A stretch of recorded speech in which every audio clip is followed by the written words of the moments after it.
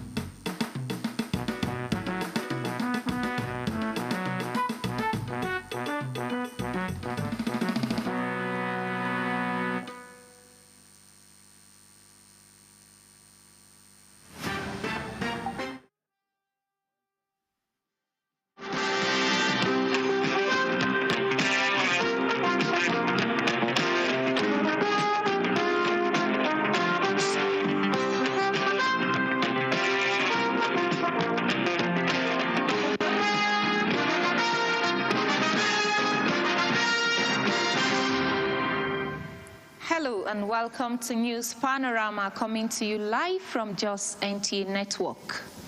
Minister of Science and Technology urges investment in homegrown innovation as Science Festival opens in Jos.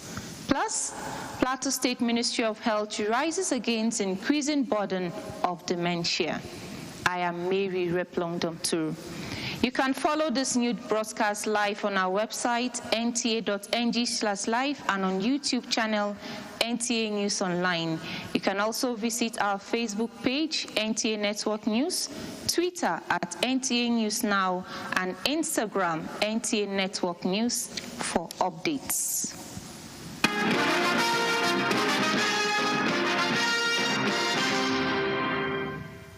Operatives of the FCT Police Command's anti-kidnapping unit have successfully foiled the kidnapping attempt in Biazin near Paze Hills in the early hours of Thursday, 5th June 2026. A statement from the command notes that the tactical team, acting on credible intelligence, swiftly stormed the area around the Redeemed Church axis, where armed suspects were attempting to breach a residential building and abduct its occupants. On sighting the police, the gang opened fire, sparking a fierce gun duel that lasted over 30 minutes. The operatives overpowered the attackers, forcing them to flee into nearby bushes with suspected gunshot injuries. Items recovered at the scene include one AK-47 rifle, a magazine, and 7 rounds of live ammunition. The intended victims were successfully rescued unharmed.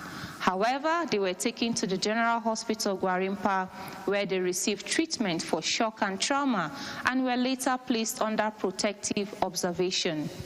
Meanwhile, the FCT Commissioner of Police, CP Ahmed Mohammed Sanusi, commended the operatives for their swift response, bravery, and professionalism, reaffirming the command's commitment to sustaining pressure on criminal elements across the territory.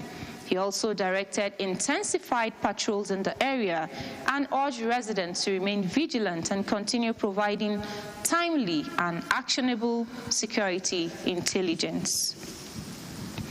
As artificial intelligence continues to reshape workplaces and economies across the globe, governments are increasingly seeking ways to balance technological innovation with the protection of workers' rights.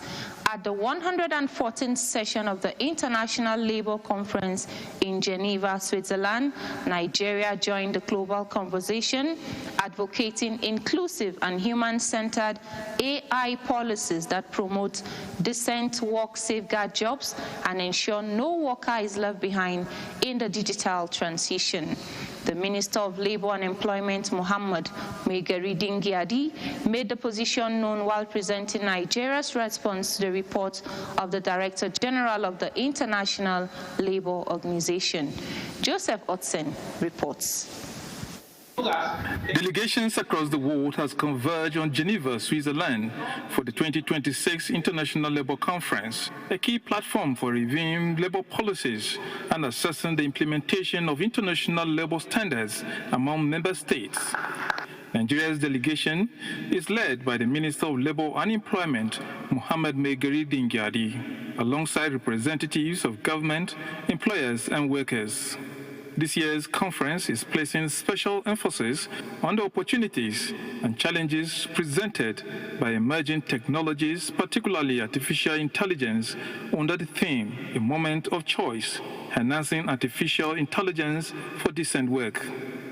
Presenting Nigeria's position before the conference, the minister highlighted the federal government's commitment to leveraging technology to drive productivity, economic growth, and job creation, while ensuring that workers' rights and decent work principles remain protected.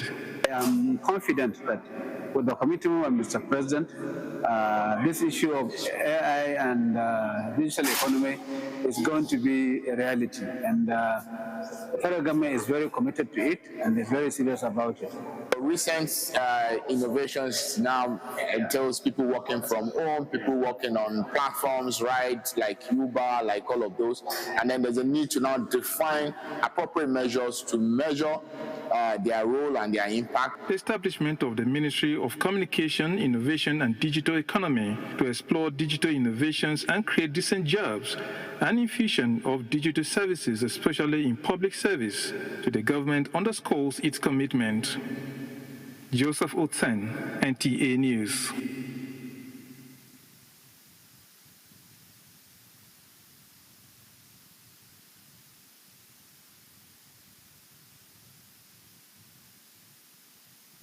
And away from labor matters to agriculture, Nigeria has reaffirmed its commitment to achieving self-sufficiency in rice by 2035, in line with the target set by the Economic Community of West African States, ECOWAS.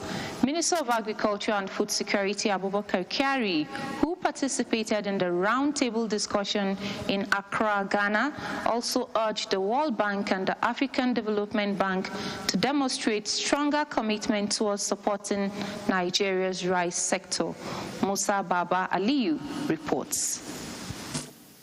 It's estimated that Africa consumes between 50 and 60 million tons of rice annually, while local production stands at only 23 to 25 million tons per year. As a result, the continent spends approximately $5 to $6 billion annually on rice imports to bridge the demand-supply gap. African leaders under their regional bloc ECOWAS have set a target of 2035 for the continent to become self-sufficient in rice production. A high-level roundtable held in Accra, Ghana was convened to review the progress made so far towards this goal. As we continue to review and reposition ECOWAS in alignment with the Kampala Declaration, we reaffirm our commitment to a single regional agricultural policy for West Africa. Nigeria's Minister of Agriculture and Food Security, Abubakar Kyari, represented the country at the roundtable. He was accompanied by the Governor of Jigawa State and the MD Bank of Agriculture. The minister also participated in a separate meeting with World Bank officials in Accra. While appreciating the bank's support to Nigeria, which cuts across crop production, livestock and rural development, Kyari said that the Tinubu-led administration is committed to meeting the country's obligation to the World Bank. Musa Baba Aliyu, NTA News.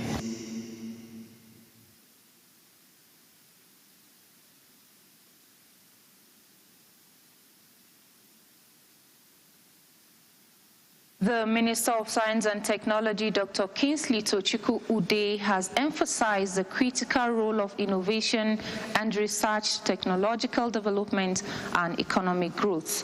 This was at the first edition of the Plateau State Festival of Science, Technology, and Innovation. Grace Akwe-Gotif's report is here presented.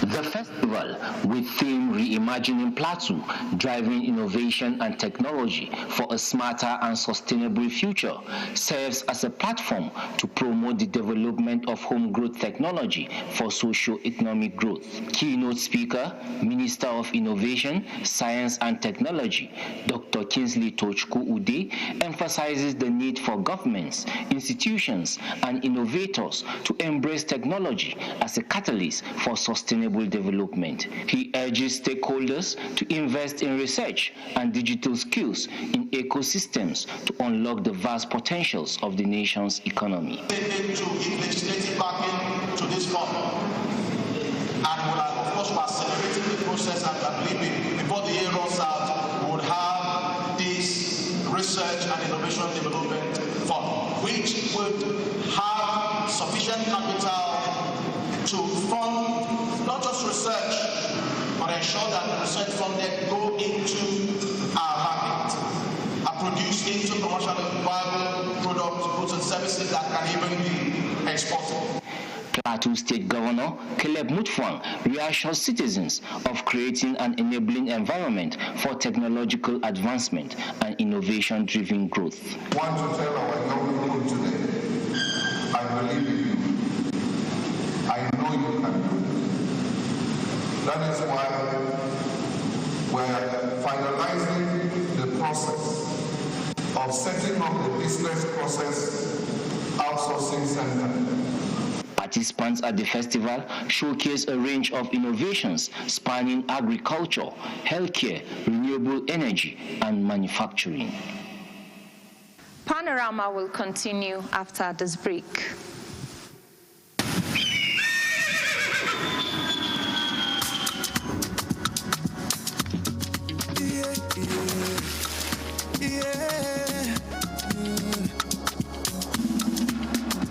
From the Atlantic across the savannah to the Sahara, we rise, a land of the free, we know they tire.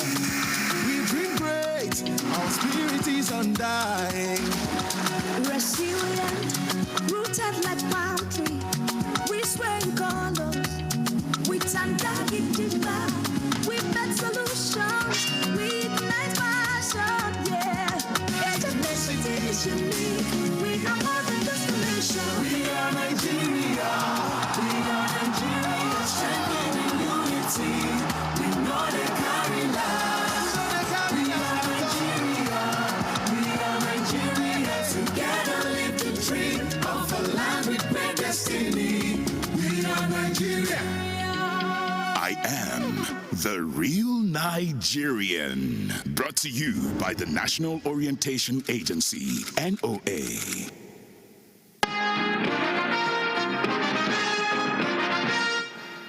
Its commitment to ensuring that more awareness programs are carried out towards reducing the prevalence of dementia in the state. The Commissioner for Health, Dr. Nicholas Bamlong, said this while receiving the Dementia African Group as part of activities to mark the Dementia Africa celebration in Jos. Denchile Deb Innocent Reports is here presented. Dementia Africa Group is out to create more awareness on the dangers of dementia, emphasizing the importance of early diagnosis and treatment. The grand patron of the group, Nelson Ochepe, highlights that the Dementia Africa program as that which provides an opportunity to educate the public on the symptoms, prevention, and management of the condition, while also advocating policies that promote quality healthcare and dignity for patients. You can see the team, and they have willingly said something has to happen. And because it's starting from Plateau, it will go all over Africa. We actually have people in other African countries already. Commissioner for Health, Dr. Nicholas Bamlong, commended the proactiveness of the group in sensitizing the public on the issues surrounding dementia, reaffirming the ministry's commitment and that of the state government in strengthening mental health services and creating more awareness to reduce stigma associated with the disease. He calls on families and communities to show greater care, patience, and understanding for patients, stressing that medical attention can help improve their quality of life. We have in the studio Dr. Nicholas Bamlong, the Commissioner for Health, Plateau State, to talk more about the efforts to combat the rising burden of dementia. Sir, we're glad to have you. Good afternoon, viewers. Thank you for having me. Okay, sir, what factors contribute to the rise in dementia cases among citizens? Yeah, so dementia, like we know, is actually a disease, and a lot of things contribute to its rising incidence in the population. Primarily, you have some of those things that are modifiable, while some are non-modifiable. Modifiable means that you can do something to stop it, while the non-modifiable ones, there's really nothing you can do. For instance, the aging process. In the elderly, you cannot change somebody's aging, and so it is one very key risk factor for dementia development. The other is genetics. Some other genetic dispositions of our people, particularly in families, you can see that they have some gene mutations that promote the development of dementia. And so that, again, you cannot change. But the modifiable ones that you can actually change, for instance, you have hypertension. If it is well managed, managed, you can actually, halt the development of hypertension through different things that you do. You smoke cigarettes and you decide to stop at some point, that again can halt the development of dementia. You have diabetes and it is properly controlled. That again, you can also halt its development. Then stress, as it is, or hyperlipidemia, high lipids in your blood. These are things that you can actually, change them to stop the progression to dementia. And so there are quite a lot of risk factors that make our people now become much, much more exposed to developing dementia, and that you have noticed is increasing generally among the population. Okay, Sir Doctor, you recently hosted the Dementia Africa group. Can you tell us more about this group and what the visit was all about? So the Dementia Africa group is a group of people that have decided to dedicate themselves to ensuring that more and more awareness is done among the population, not only in Plateau, but all over Africa. And by the name Dementia Africa, their target is to ensure that all over Africa, everybody gets to know what causes dementia, how can you prevent dementia from developing, what are the things that we as caregivers can do, what things can we as clinicians do to make sure that we are able to address the issues around dementia. Similar for research, they are also going to support in ensuring that research is carried out to dig more into the things that either to prevent or to treat, dementia cases in Africa. And so this group are very committed to this. They just started on the Plateau, and like you can hear in the news report, they intend that very soon it will go all over Africa. And that was one aspect they came. And they also recognized the fact that Plateau has been on the forefront of, promoting the activities of dementia, particularly in hospitals, in communities. And so they want us to strengthen that as much as possible. Okay. So that was one of the main reasons why they came to Plateau to commemorate this year's Dementia Week. Okay, what new treatments or therapies are being developed for dementia patients? Yeah, so like I just mentioned, there are quite a lot of research work going on in trying to see how can they, but the management of dementia itself is multidisciplinary because it involves almost so many other people that you can think of. For instance, clinicians. Like I mentioned, some of the risk factors, diabetes, hypertension. So you need clinicians to manage those cases to enhance or to support people developing dementia so that it cannot happen. Then you also need psychiatrists, mental health physicians, so that they can also look on the mental aspect, because dementia, like it's a kind of a cognitive problem because persistently the person has problem with the nerves of the brain, and so you have a lot of forgetfulness, they may not be able, memory problems, and a lot of issues around the mental issues. So you need psychiatrists. You also need neurologists because, like I said, it is something related to neurons of the brain. So you need physicians that handle aspects of neurology. You also need psychologists because they need a lot of counseling, a lot of supportive events. Then similar for social workers, the caregivers themselves, because it needs a lot of understanding among families. Otherwise, you will think that this person is going into some form of maybe spiritual issues. And so you need those kind of things as much as. So it's multidisciplinary, but in terms of developing drugs, it is more of research-oriented, and there are medications that are actually useful, specific for it, that will stop or delay the progression. And like I said, it is a disease that can be cured. So thank you so much, Dr. Nicholas Bamlong, the Commissioner for Health, who has been shedding more light on the increasing burden of dementia. Thanks for coming on Panorama. Thank you very much. The planet doesn't argue, it doesn't negotiate, it sends signals: rising seas, raging wildfires, heat waves, and melting glaciers. 1.5 degrees Celsius was the limit, but scientists are saying the world is already crossing it. With the theme Inspired by Nature for Climate for Our Future, World Environment Day, celebrated on the 5th of June every year, focuses on awareness and action for the protection of the environment. Charles Alpha reports. For millions of Nigerians, climate change is no longer a distant concern discussed in international conferences. It is a daily struggle that affects livelihoods, food production.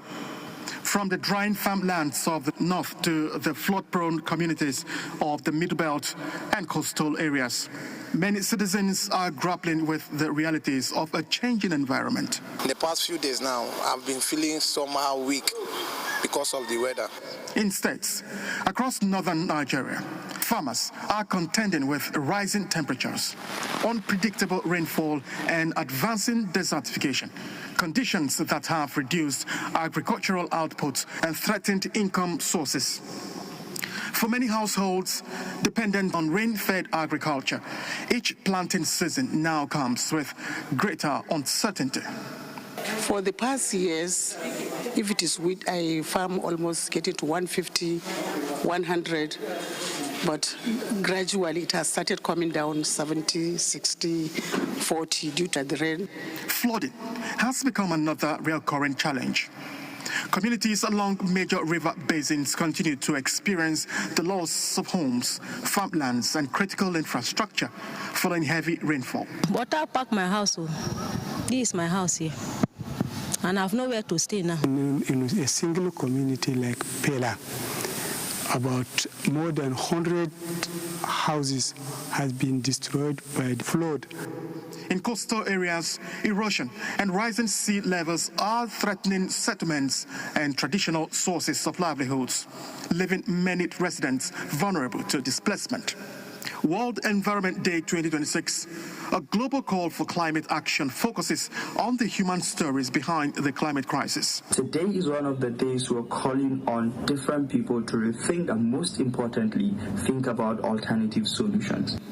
Across Nigeria, communities, youth, and environmental stakeholders are advocating sustainable solutions, including land restoration, tree planting, improved waste management, and climate-resilient agriculture in a collective effort to safeguard the environment for the future generations. Charles Alpha and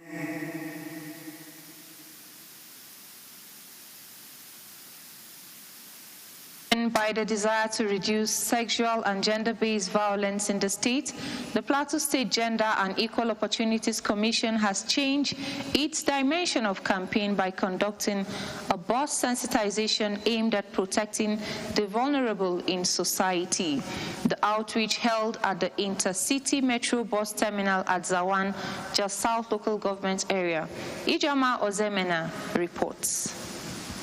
The Gender and Equal Opportunities Commission, led by the chairman, decided this time around to use metro buses to convey their message properly to the public.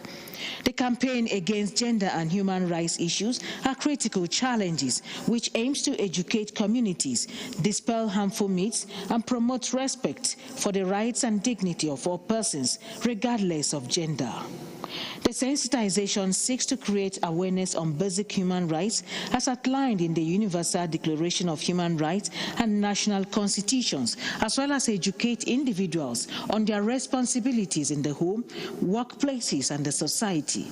Addressing issues centered on gender, the chairperson says it is necessary to break culture of silence on domestic violence, rape, sexual harassment, and gender stereotypes. A call of duty upon us. us. His Excellency would want all of us in Plateau State to be available, to be active in taking care of our children. We can no longer afford to expose our children, to the different challenges that they go through. Our children need to go to school.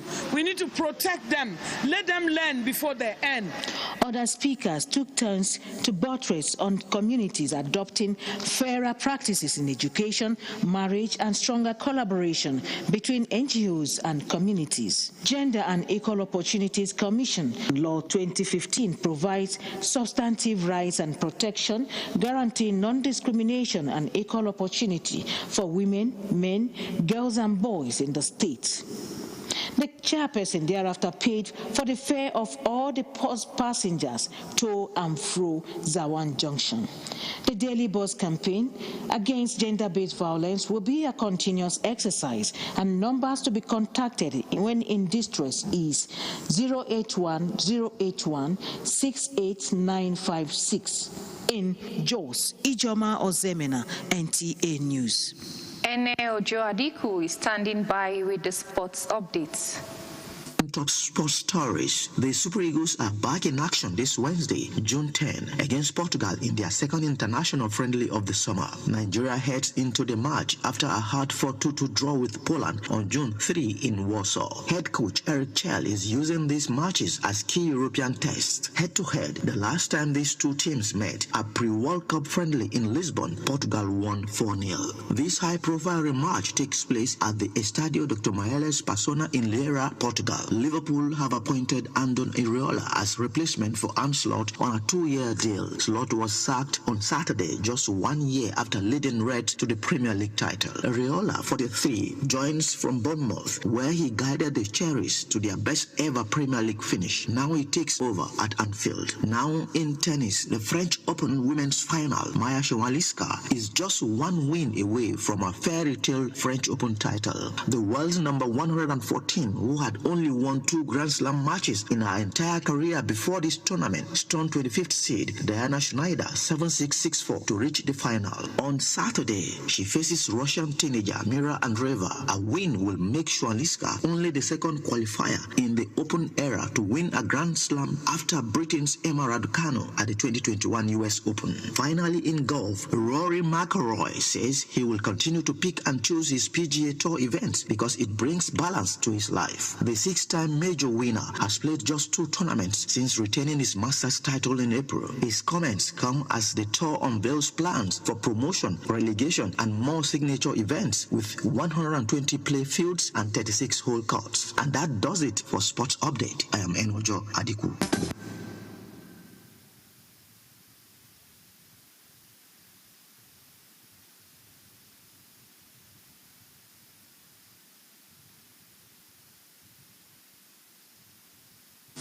That has been Panorama today. Good afternoon.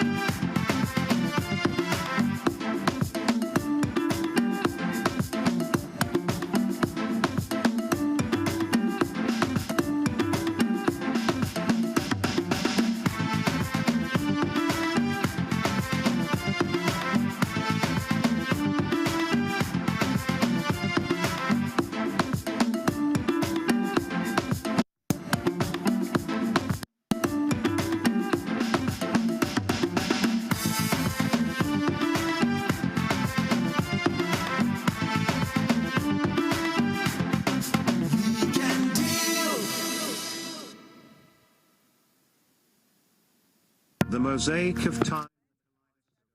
In today's world. For sponsorship, participation, and inquiries, you can reach us on the following numbers: 0803-4933-810 or 0805-999-4444. Tune to NTA News 24 on YouTube, DSTV channel 419, GoTV channel 26, Star Times channel 101 and 433, and Free TV channel 703. Keep a date with us at 7:30 p.m. on Saturdays, with repeat broadcast at 1:03 p.m. on Mondays. Don't miss it.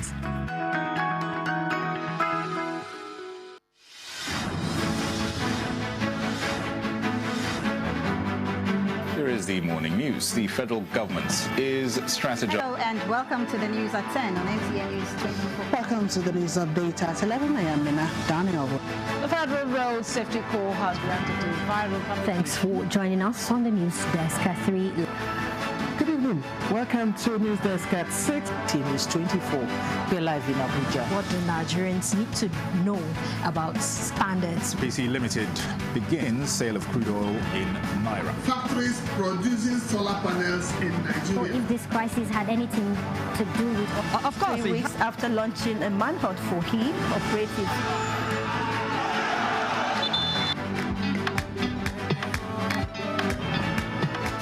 Inflation has become so obvious that the first...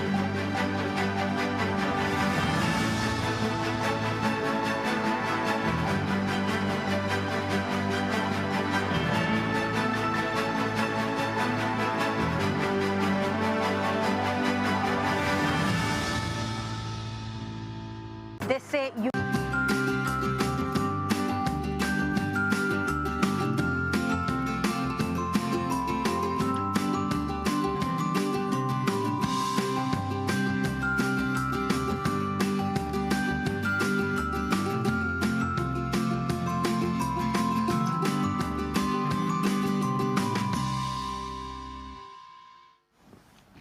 For many Nigerian children, the simple act of going to school has become a source of anxiety and fear as concerns over their safety continue to grow. The abduction of school children in different parts of Nigeria over the years has drawn attention to the vulnerability of children during times of insecurity and conflict. While many of these children survive their ordeals, their journey to healing often lasts far longer than the incident itself, leaving lasting effects on their development and overall well-being. As the world observes International Day of Innocent Children, Victims of Aggression on June 4, the day serves as a timely reminder of the urgent need to protect children from violence, child labor, domestic abuse, bullying, and other forms of physical, emotional, and psychological harm. The observance of this day also reminds us that the protection of children is not only a moral obligation, but a critical investment in the future of our society. As Nigeria joins the rest of the world to honor innocent children who have suffered aggression, child rights advocates say rehabilitation must go beyond rescue operations. It should include counseling, psychological support, educational reintegration, healthcare services, as well as continuous family and community support. They also emphasize the need for early detection of trauma, timely intervention, and accessible mental health services for children who have experienced abuse or violence. These and more are some of the issues we'll be addressing in today's episode of Nigeria Today. Thanks for joining us. I'm Victoria Clinton.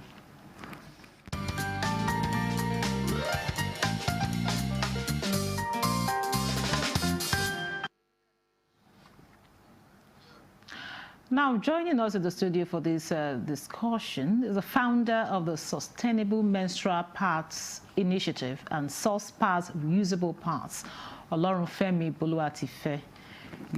You're welcome to Nigeria Today. Thank you very much. And joining us via Zoom is former director of the Women and Children Department of the National Human Rights Commission, NHRC. She's also a child specialist, Grace Pam. It's a pleasure to have you in Nigeria Today. It's a pleasure to be here with you. Grace, why is it important to celebrate, set a day aside for children who have, suffered some form of aggression and, and violence? Children are the most vulnerable members of our society. And over the years, children have suffered violence during normal times, during war times, times of aggression. And so the UN decided in 1982 to set this day aside, especially it was to commemorate the Palestinian and the Lebanese war with Israel.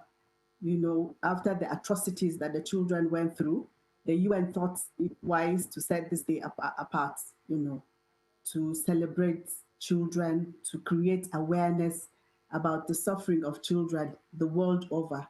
Especially, their suffering becomes more aggressive when there is conflict or there's war or there's aggression. So it's important that we remember this day and create awareness, about the sufferings and the plight of children the world over.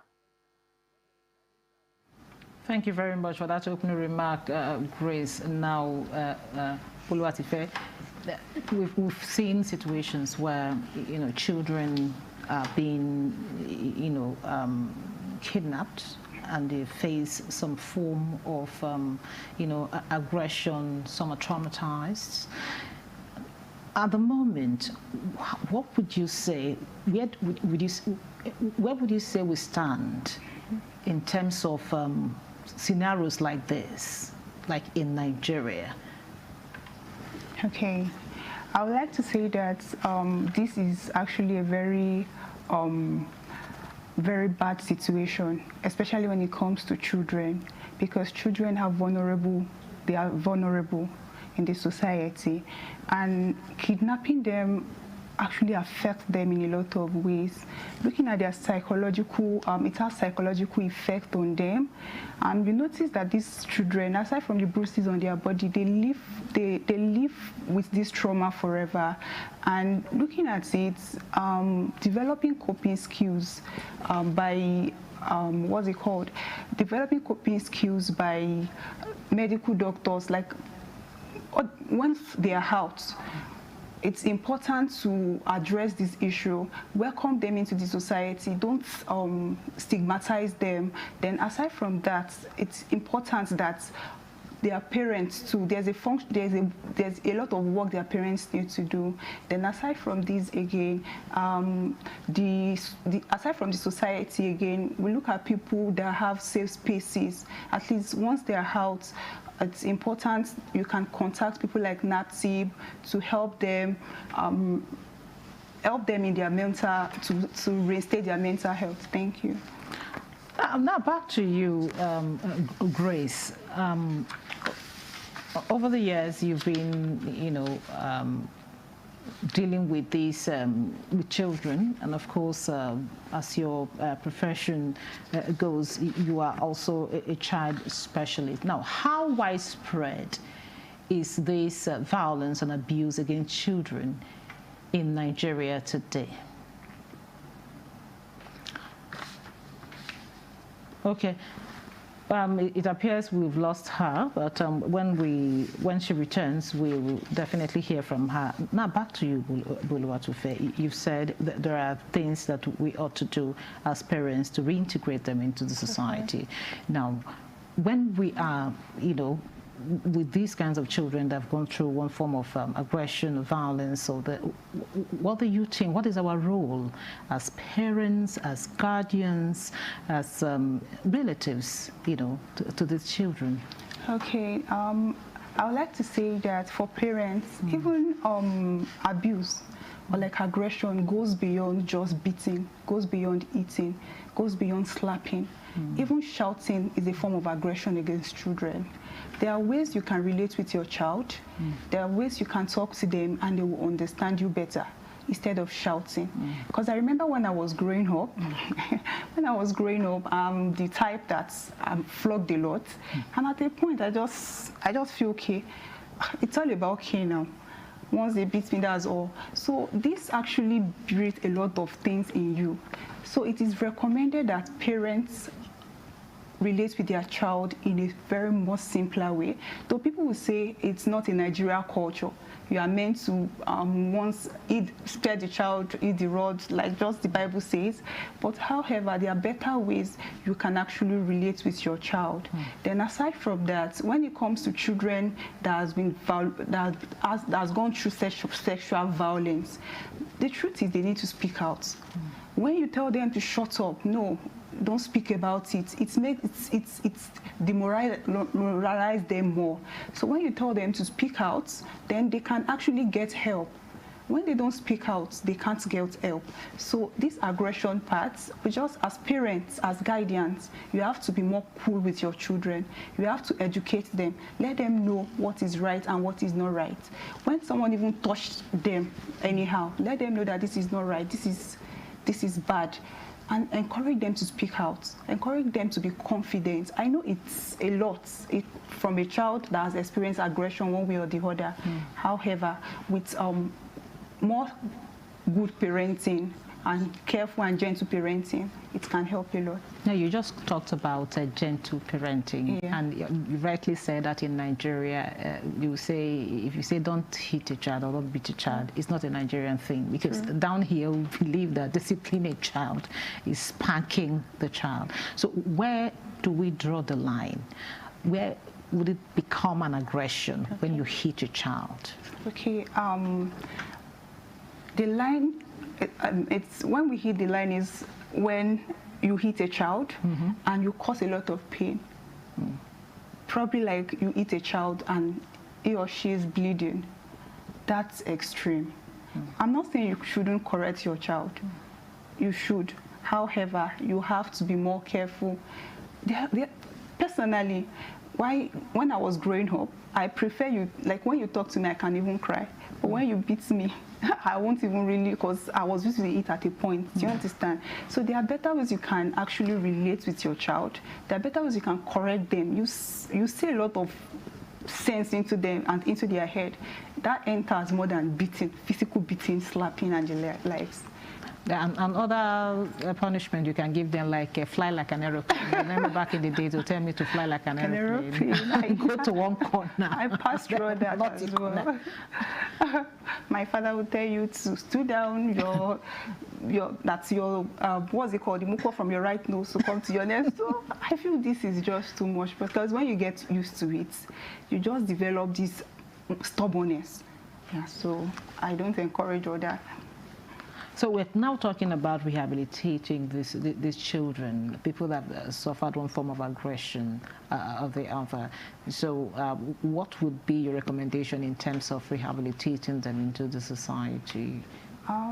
First of all, I would say there's some vocational training that you can actually put them through. It's not easy to pass through one aggression or the other, but with some coping skills, teaching them how to, probably like how to sew for older children, teaching them how to sew, or I think there's an initiative from Save the Children, Play the Heart or something like that. There's a way you do, and there's some practices you do that will help you at least take away that thing from your mind. Then also there's this peer support. Create programs where small children can come together, talk to themselves, build support system among them. Even some that have gone through aggression or the other, they can actually speak out their journey, and this will help them a lot. And aside from this, again, I feel like our medical doctors too, they should be able to dictate this on time, because to a reasonable extent, you see that children that have gone through aggression, they tend to be so quiet. So when a child is too quiet, ask questions. Let's even as parents, ask questions. Are you okay? What happened today? Don't be the disciplinarian that a child can't speak to. So, I'll have to stop you here, Buluwatife, because it's like we now have Grace. Okay. Grace, can you hear me? Okay, it's good to have you back. Now talking about aggression against children and all of that. What are the common forms of aggression that children face in today's world? Now let's narrow it down to Nigeria. Now, what are the common aggression that they face today in our country? Okay, children suffer physical abuse, like torture. They suffer from psychological abuse. They suffer from denial of access to education, like we are seeing in our society now. They suffer mental torture. They suffer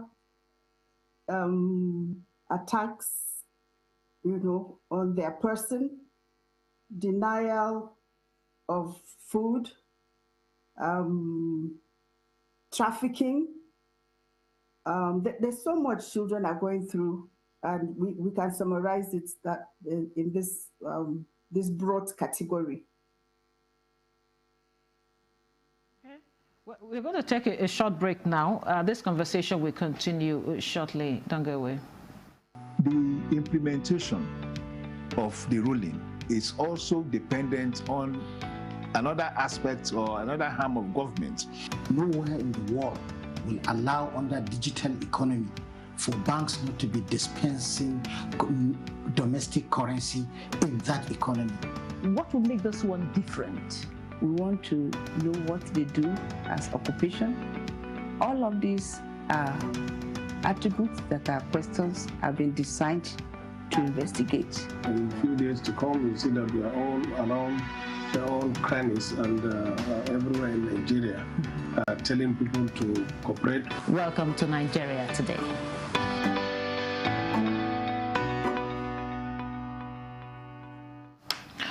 Welcome back. This is still Nigeria Today, and we are talking about rehabilitating children victims of aggression. And we have two ladies, one here in the studio and one that joined us via Zoom. Now, back to you, Grace. Recently, I came across, a write-up, actually. A mother was narrating her ordeal. She said she went to pick her child, from school. And the child was crying, and she said she doesn't want to go to school again. And the mom asked why. She said because, that they could kidnap her and kill her. Now, this is one of the, many scenarios. What kind of a psychological and emotional impact does, things like kidnapping, violence have on children? And how can we as parents help them to get over it? Encourage them as parents to know that, how important it is to go to school, to know how important it is to move on with life and not to live in fear. And then most importantly, if a child persists that way, they may need psychosocial counseling. That child may need counseling if it's beyond the parents, just trying to get them, advise them to, face the situation without fear. Then you will need to have somebody, a specialist, talk to that child and try to get the child back, on their feet, because I know it's not easy for children these days.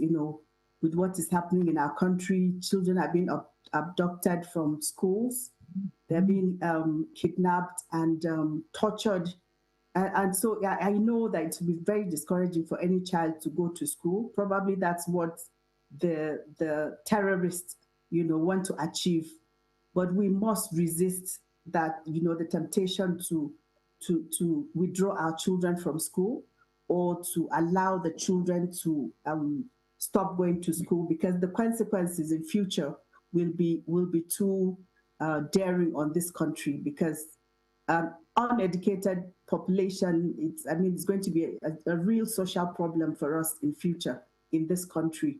So as much as we can, we have to move ahead and continue, to go to school and get education. And then the government has a big role to play if we must, get these children back to school. The security must be top, especially protecting schools. I know we have a program, the Safe School program, and I understand that billions have been budgeted for that and disbursed, I think. I'm not sure because I am not part of it. So if that is the case, then I think we need to do more to protect our children in school so that we can encourage these children to go to school. Thank you very much, Grace. Now back to you, Oluwatife. You talked about protecting our children earlier on. So how can we, as a community, as teachers, parents, I keep calling on parents because I know they have a lot to do. How can we protect our children from any form of aggression at all? As parents, I would like to say that parents need to teach their children. Let them know what aggression truly means. Because when you're used to suffering a lot, you might actually not even realize you're passing through one aggression or the other. Teachers should make the children aware of aggression. Then aside from this, it is important that our legal practitioners actually enforce this child right law.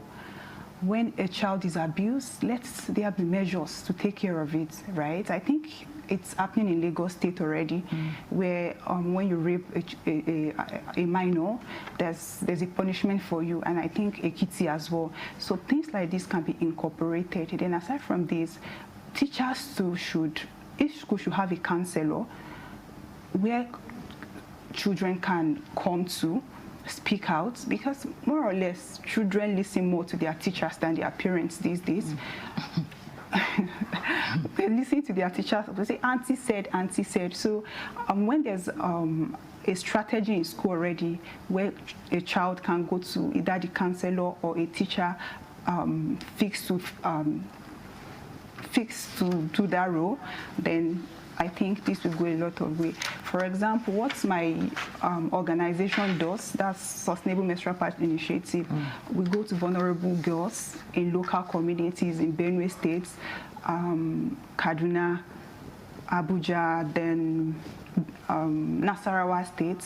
We ensure that these girls have access to the right period products, and we preach sustainability. So this type of initiative can actually help girls. It makes them speak out, especially when it comes to period. That's period poverty.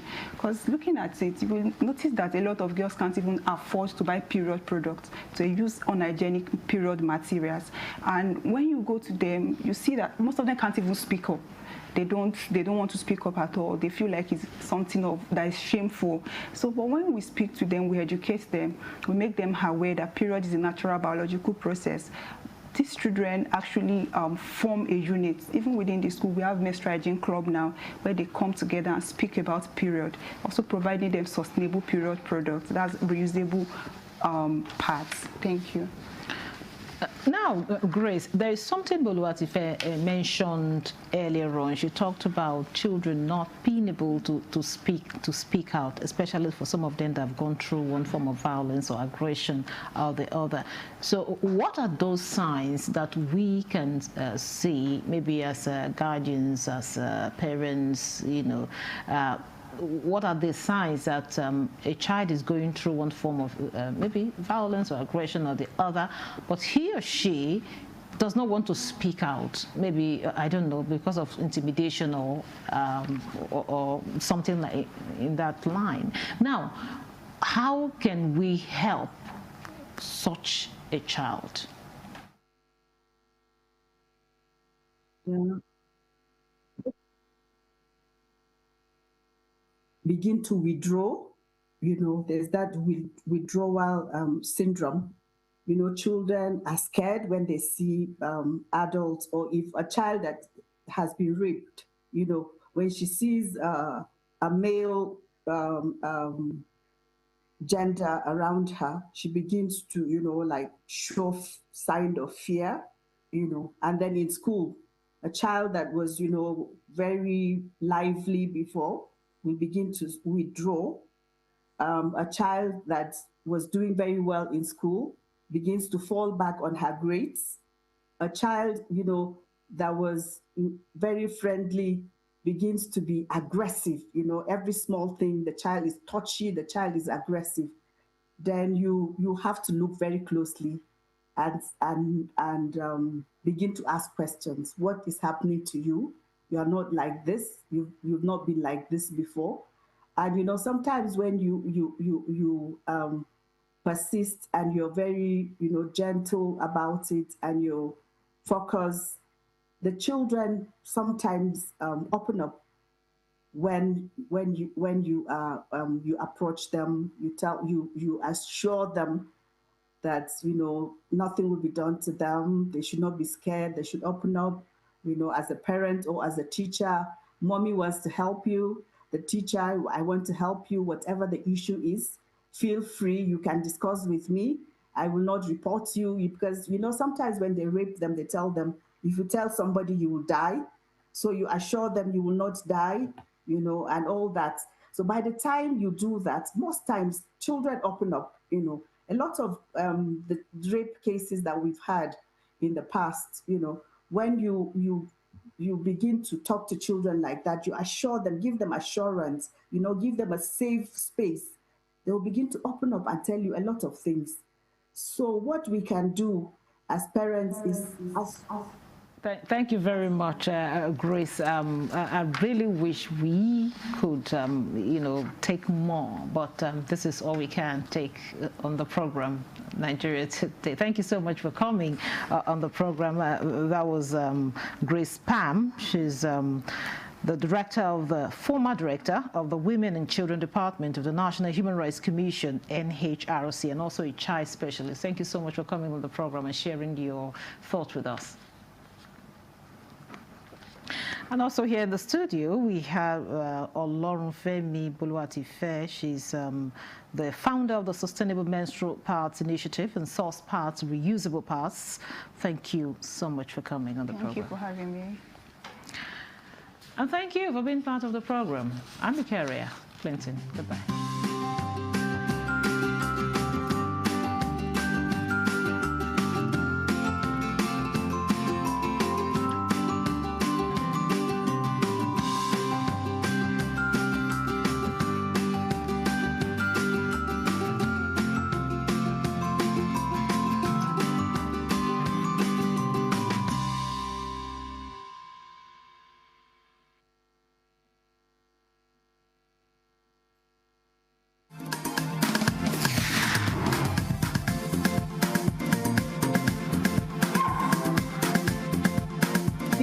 Never stops. So here we go with the flurry of exciting activities across the various sectors, from the release of Davido's music video featuring Omale to the announcement of the forthcoming Vivi Naija 2024 reunion.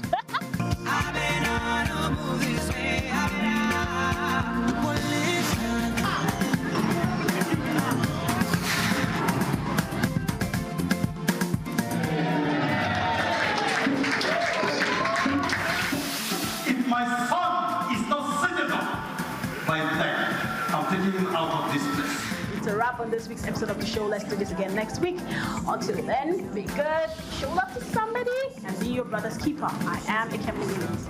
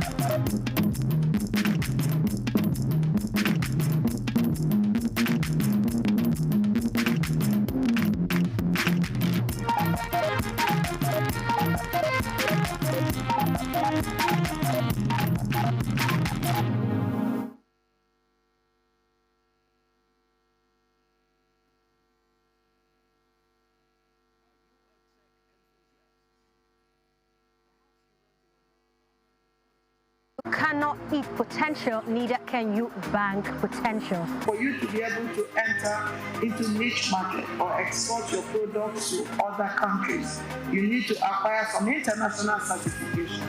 Nigeria produces more than 370,000